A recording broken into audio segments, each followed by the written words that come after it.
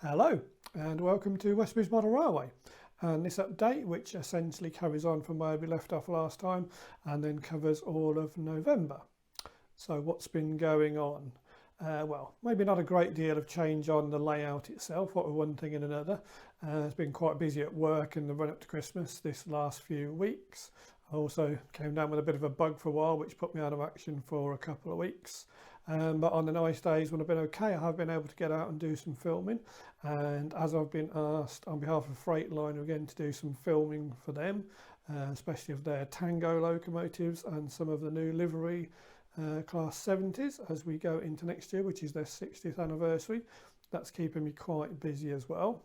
But I did finish off a little bit on the scenery where we were talking about in the last episode, and as you can probably see behind me there's a sort of a tunnel section in there. So we'll just have a quick look back at how I got to that stage to start with before we move on about talking about those money saving ideas.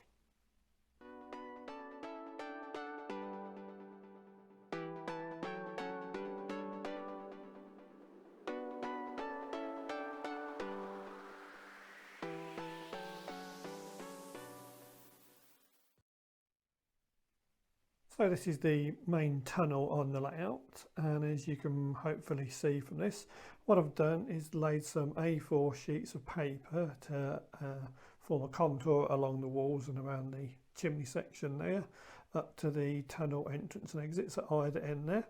And then I've sellotaped those together to give me the rough shape that the tunnel will be. And now I'm going to lift these A4 sheets off, which are taped together, put them on top of a polystyrene sheet, and then cut that to the shape of the contour, and then hopefully that will then drop in, and that will give me a rough idea of the base for the tunnel section it's going to be. So I'm only going to do it in the basic white polystyrene to start with, just as a test, but obviously I shall use something a bit more substantial when it comes to doing the actual tunnel base itself. So I'll come back to you in a minute and show you how that's gone. So as it's blowing a bit of a gale outside, I've brought the polystyrene sheets down into the kitchen because when I'm going to be cutting through that, it's going to make a bit of a mess obviously, and it's easier to tidy up on the floor in here than it is opposed to the carpet on the layout. So you can see the bit of paper I've got in the shape I want for the corner section of the tunnel to be cut out, and I've marked that with marker pin, so that's ready for cutting now. But using something like a saw is very messy using this particular sort of polystyrene, and you don't get a very nice edge either. So I've brought one of these, well, a cheap version this one is, of one of the cutters for going through polystyrene and sheets like that. Basically, probably can't see it, there's just a bit of metal and a wire that goes between the two sections, and you connect it, two terminals on the end there, to a battery. Quite a specific battery you need because of the fittings on there to get, and then that should, in theory, just cut through that like a hot knife through butter. So I'll have a go at that now. And almost in Blue Peter style, here's one that I made earlier. Well, yeah, that was interesting, shall we say. I think the old adage of you get what you pay for definitely applies with that cutter. Being a U-shape didn't help for one, because obviously certain sections I would be able to go so far, and then I'd come up against the bend in the gun there, and had to sort of double back on yourself, which means you don't always exactly follow the line you've cut. But if you don't want a straight edge, if you want it to look a bit more rough and natural, then it's fine. But yeah, certainly probably investing in one that's a bit better, something that you could cut through in one go would be good as well. But it works surprisingly well, and I mean, I think the whole thing, what was it? The battery was about £5 and the gun was about 10, so it was about £15 I think for the whole lot. So just for something good for a first go, I think it was okay, but I'll probably know if I'm going to do something a bit more permanent that I might need to look at getting something a bit better. But hopefully you can see there, it's given me the shape that I wanted. The rough edge on the front doesn't matter too much, and obviously the tunnel sections will cover up a few bits. So I guess the next thing now is to glue the two sections together. I might build it up a little bit on the top so it starts looking like a bit more like a hill as well, and then we'll come back and have a look when that's done. So as I said, it's a very rough idea, but just to give you an idea of how the tunnel section is going to sit in that corner there. So yeah, basically I'm just looking for a rough idea on height, and as I mentioned previously, the idea is to make it look where the railway line comes in from this side here, and it's going to looks like it carries on straight on into that corner section there, and then the same with the section on as you enter here. Again, that should look like it's going straight on, so it won't look like it is literally a tunnel hiding a curve there. And then dead ahead in front of us here, the idea will be to bring some sort of bridge across over there, because that obviously will again partly hide the curves there. Once that's done, like I said, there's going to be like a castle on the top section there somewhere. I'm thinking of possibly a road going through the middle. Obviously it'll all be detailed. There'll probably be like some fencing there, sheep or cows in a field or something like that. But it's just really to give a rough idea on height. So as you can see where the tunnel mouths come in there. Whether that's possibly too high, I think it might be. So sort of one of those sections removed would be fine. And coming around to this side again, I think one section being moved there would probably sort the problem, so we wouldn't need it to be quite so high as that. But this low section, again, I think that's about right by the time you've put a road through there. And then on the front section here, which is obviously open at the moment, have some sort of, it'll either be a brick retaining wall or it might be a sort of stone face on that one there. And then looking in the other direction, slightly smaller tunnel section there. Again, I think that's just a little bit too high, but I have got that top section sitting on another piece of polystyrene to support it at the moment. The black board that's behind, that will obviously have a back scene on. And then, as I've said before, where the shed is to the left, which is possibly going to be a wagon repair depot, that may or may not stay there, and it might just be a couple of sidings. And then you can see the Cato Unitrack verging off to the left, which goes into the main fiddle yard. And while we're talking back scenes, I've just put a backboard there behind the bridge, which is the curve as you go from the station into the fiddle yard. So that would, the idea would be just to hide the fiddle yard obviously there. So if you're filming, it just looks a better backdrop to it. I think that's probably a little bit too high how I've got it, so that might be lowered down, and again that'll probably just have a plain sky scene on it or something. It's just basically to try and separate the running part of the layout from the fiddle yard, and also partly it does hide the heritage line behind, which is supposed to be some distance away and not literally just around the corner. I've also brought some extra sections so I can start work on the bridge itself. So I've got some sheets to put underneath that so I can make it into a longer bridge section. I've got some little girder sections to put underneath there. There'll be some bridge supports coming for it as well, and then obviously once all that's put together, then I can think about spraying that all once I get myself an airbrush when I decide which one I'm going for. So track wise, nothing has changed since the last update. There's a few locations on the layout that I need to probably have a little bit of a rethink about. The heritage line behind the camera at the moment, where the points are at the end of the station for the three siding stroke run round there, I'm thinking of possibly changing those to Electrofrog. When I've been running certainly things like the pannier tank and the prairie, obviously the pickups aren't quite so good on that. So if I have the Electrofrogs in there, put the extra droppers in, and hopefully that should solve that problem. But sort of in the opposite way, there's still nagging problems with a couple of the shorts I'm getting in. A couple of locations still need to be looked at, but as I'm thinking of possibly changing that bi-directional freight line a little bit to give me a smoother run round, I'm not too worried about that at the moment.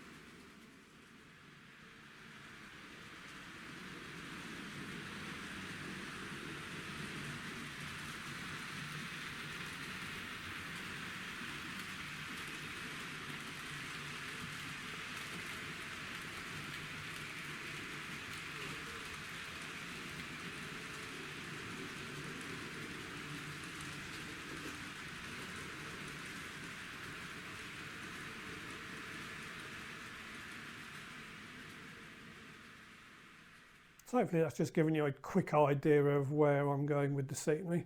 Like I say, obviously with the tunnel behind, it's very temporary. Once the proper one's up and I get some of the real grass put down on there, get it all sort of detailed up and everything, it will look totally different than it does now, of course. The back scenes behind behind the tunnel and the bridge will make a lot of difference as well. And then it'll be a case of getting to work on the stationery as well, which at the minute I'm just looking at, deciding on what sort of footbridge I'm going for that area. And the station building is my main point of focus at the minute. Not sure which way to go with that, whether it's going to be something more of a modern style or something more of an older brick style. So I just need to look, and I think when I see it I'll know what the right one's going to be for that. Right, let's move on to talking about how to save some money on your layout and locos. So I'm sure you don't need me to tell you that model railways can be a very expensive hobby, regardless of what gauge your layout happens to be in. Locomotives probably being the biggest single purchase and can easily go into hundreds of pounds for those. And then if you're talking wagons or coaches, by the time you've got a rake of those, again, you're getting probably into the hundreds of pounds. Then you add in your controller, the track, all the various other accessories before you even get onto scenery or anything like that, and it can really mount up. But since I've started doing this again, I have found a few little things that can help save you money. So I'll just run through a quick little list of those, which you may or may not have thought about. And if they help save you a few pounds, then all good. Now, while it's always good to support your local model shop, of course, they might not have everything you need in stock there, or they might not even be that local to you. For instance, in my case, to go anywhere that's got a good selection of N-gauge stock, you're probably talking around a 2-hour return trip drive. So you've got to factor in your time and fuel costs and things if you're doing something like that. And obviously online, you can browse, you can look, you can check prices as well, and you can easily save yourself a lot of money there. So although going to local stockists is always good, and especially if you have a problem, you can go to them direct and hopefully get it sorted out, whereas that might not be so easy. Online, certainly these days, is the way to go if you want to save some money. But you still need to be careful. Things that might look like a bargain aren't necessarily also a bargain. Now, I hadn't really got into eBay before until I started doing this model layout again. But getting into there, I have saved myself quite a lot of money on a number of locos, coaches, wagons, etc. But it can be a little bit of a minefield. It's not always the savings you think. For instance, if you just pick a particular loco you were looking for, type that in with your gauge into an eBay search, you'll probably get a huge list of them come up, and the prices will probably vary. Maybe not by a few much, but then you have to factor in things like postage and packaging. Another thing to bear in mind with eBay is that sometimes there will be promotional offers. So we've just gone through Black Friday at the minute, so various retailers would have been doing offers for Black Friday, and if you're careful and think about it, you'll probably be able to save yourself some money by waiting for certain times of the year when they tend to do offers, which can be New Year, Easter, they might even do a summer offer. So if you're looking for a particular loco or wagon or coach and you don't need it right there and then, just keep an eye on it, and it might come up cheaper if you wait a little bit longer. So the chances are a locomotive is going to be your biggest one single purchase, and depending on the size of layout you've got and how many different locos you want to run, again, you're going to be talking into the hundreds, if not thousands of pounds to have a selection of locomotives. But you can save yourself a little bit of money there if you want to. Now for this, I'm going to use a little bit of real world inspiration as well. So any of you familiar with the big railway, shall we say, GB Rail Freight, when they had a couple of 50s earlier in this year, on one of the locomotives, on one side, they numbered it 50034 when it was actually 50007. Now, of course, depending on which side of the loco you were filming when you're out in the day, you might get a shot of the 007 side, or you might get a shot of the 034 side. And again, at the moment, Locomotive Services Limited, their ScotRail Class 47, which is 712, that has been running as 709 on one side and 711 on the other. So there is a real world precedent there for having your loco having a different number and name on either side. And certainly if you're running a model layout where you only actually see one side of the train as it runs round, that's not going to be a problem. As long as it's in the same livery, sort of front and back, so the cab ends look the same, you won't actually see what the name and number is on the other side.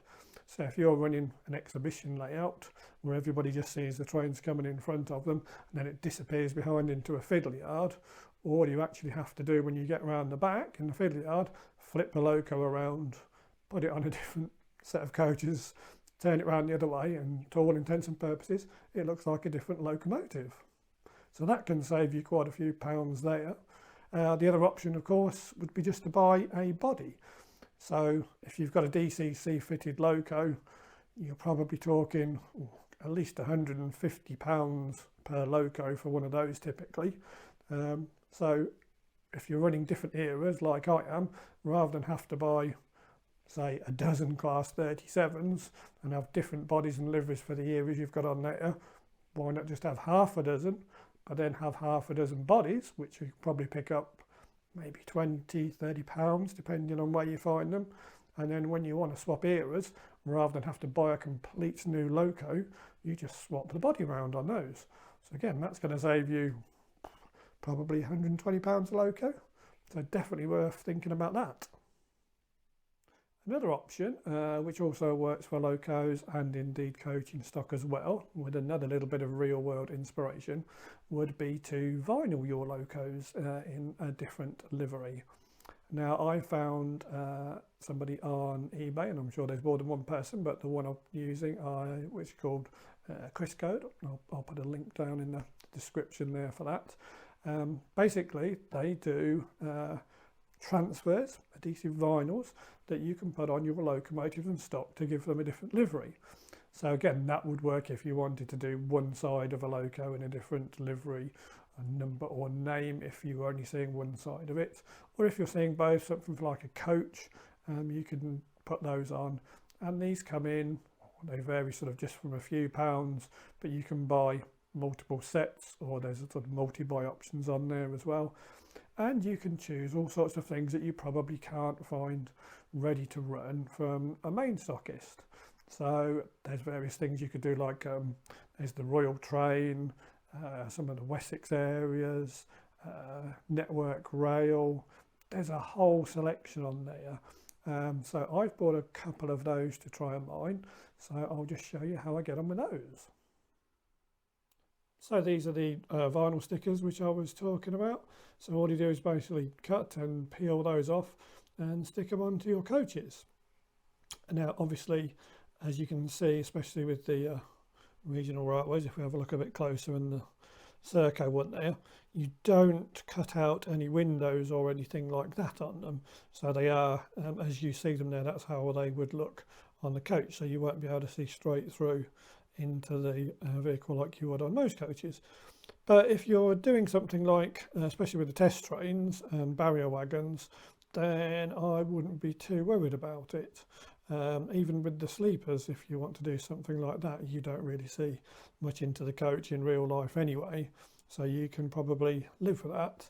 But obviously if you want to go down the route of having it done properly and sprayed or painted, then it's going to cost you a lot more than these, which I say you're picking up from probably, well, maybe about sort of £8 to £15 depending on the pack option. As you can see, you get several options of, you know, just a pair so you can do each side, or you can buy multi-packs.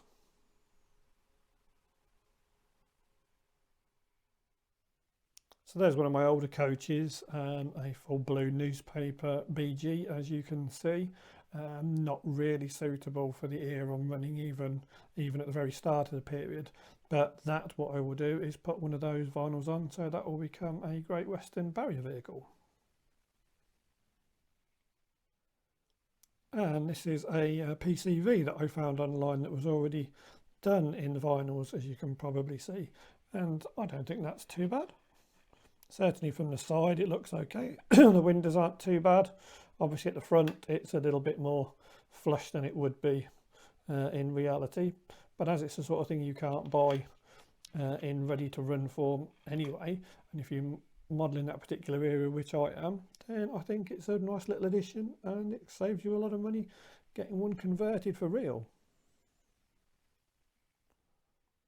So another option is dummy locomotives. Now, whether you're DC or DCC, you're probably familiar with the HSTs and DMUs that are out there, which obviously have a powered vehicle at one end and a dummy at the other, and they work perfectly fine on either system. But especially if you're DC, if you want to run, say, double header formation or even a top and tail formation, that's very difficult, even sort of nigh impossible to do right, because the chance of getting two locomotives balanced at the right speed and accelerate and go at the same speeds is very difficult to do, and one engine will be sort of going faster than the other and you'll be potentially putting strain on the other locomotive, so it's not ideal to do. And even with DCC, where you can set CV settings on the locomotives to how quickly they accelerate, brake, the top speed, etc., you've really got to get those balanced well if you're running two locomotives together and setting up a consist, whether that be double header or even harder to do top and tail, something I'll probably look at in a future episode. But whether you're DC or DCC, if you have dummy locomotives, that cuts out all of those problems.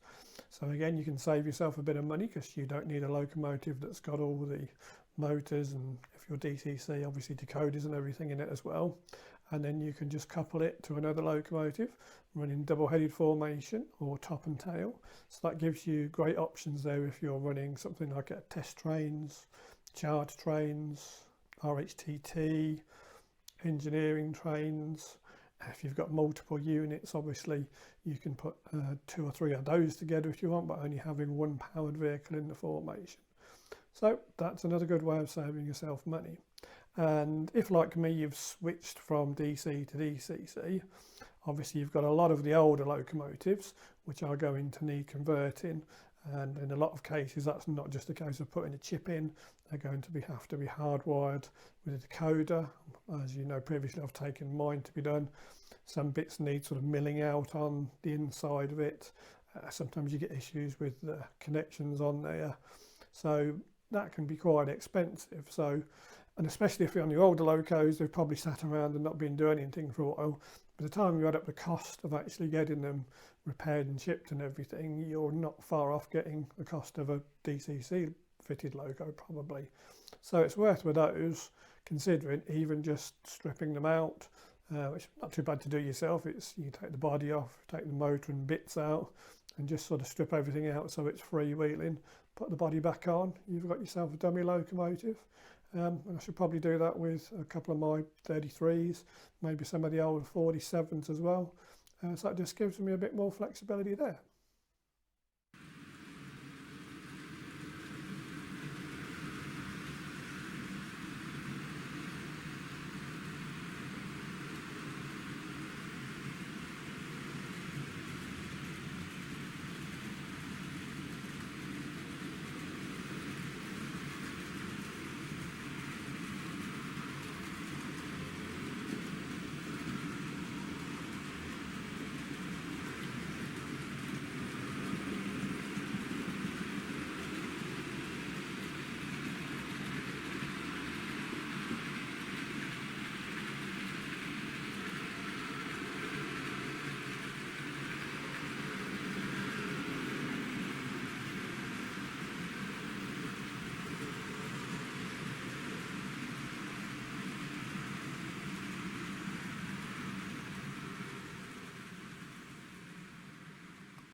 Of course, scratch building is another option when it comes to various parts of your model layout.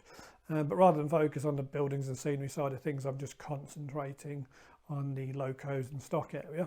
So something that's coming increasingly into fashion, shall we say now, is the 3D printing side of things, which again you can cover in various gauges. And you can find some interesting items online that you wouldn't be able to find from the ready-to-run suppliers. So this can save you a little bit of money as well, and probably depending on what sort of 3D printed item you're looking at, you could be talking anything from, say, about, I don't know, £10 or something for just some containers that you can't find off the shelf, up to probably 30 to 50 pounds for a particular wagon or vehicle that you might not be able to find online. So I've brought a few of those with the idea of various projects going forward. So I have a crane, I have some containers to model the Bristol and Avon bin liner, and I have RHTT set modules to go. So again, if you add up the cost of those, you just buy basically, some of them will already come with the wheels or chassis on it, some of them you might just have to buy a basic wagon chassis, or even convert one of your older redundant wagons. That can save you quite a bit of money. Yes, you've still got to factor on top of that, obviously you need to buy the paints for everything, the right colour and the transfers, but again we're only talking a few pounds there, and also it's a satisfaction of doing something yourself, and the fact that if you can't buy it off the shelf anyway but you want it for your particular layout, there's probably no other way of going about it. So I'll just show you a few of those that I've got here now, which will be future projects for me to do. So here's my selection of 3D printed wagons that I've got so far. So amongst those you can see some ones where they're all ready to run, such as the HOBC wagon, the crane and the smaller snow ploughs. And then you've also got the Bristol and Avon bin liner boxes and the RHTT modules, plus an engineering wagon there. And they just basically need fitting onto the relevant chassis, which you can cannibalise from some of your older stock. And then obviously they'll need spraying in the relevant colours and the transfers added. But again, it's not too expensive. The transfer packs you can pick up for a few pounds, and obviously I'll need to look at getting myself an airbrush anyway for doing various elements of the track and scenery, and I also want to weather some wagons as well. So yeah, you can pick up quite a nice selection there at, I'll say, a fraction of the price of a ready to run wagon, but of course some of these you can't even buy in ready to run format anyway, so it's another good way of adding to your layout. So hopefully that's given you a few ideas there on how you can save a few pounds here and there on your layout, and of course that will all add up over time. I think the golden rule is, set yourself a budget, and if you can't afford it, don't buy it. But if you do particularly want something, look out for those times of years when it's more likely to be on offer and save yourself a little bit of money that way. So this will be the penultimate video of 2024. I will try and get one more out just in time for Christmas and the New Year holiday, and I think in that one I'll probably just concentrate and we'll have a really mammoth running sessions, have lots of different locos and stock running around, and then we'll look ahead to my plans for 2025 and hopefully how the layout will start progressing a bit more. But in the meantime, I'll say thank you very much for watching once again. If you've liked it, please give me a thumbs up. Don't forget to subscribe if you haven't already, and click the notification bell for updates on all my model railway and mainline video updates. And I'll see you next time. Bye for now.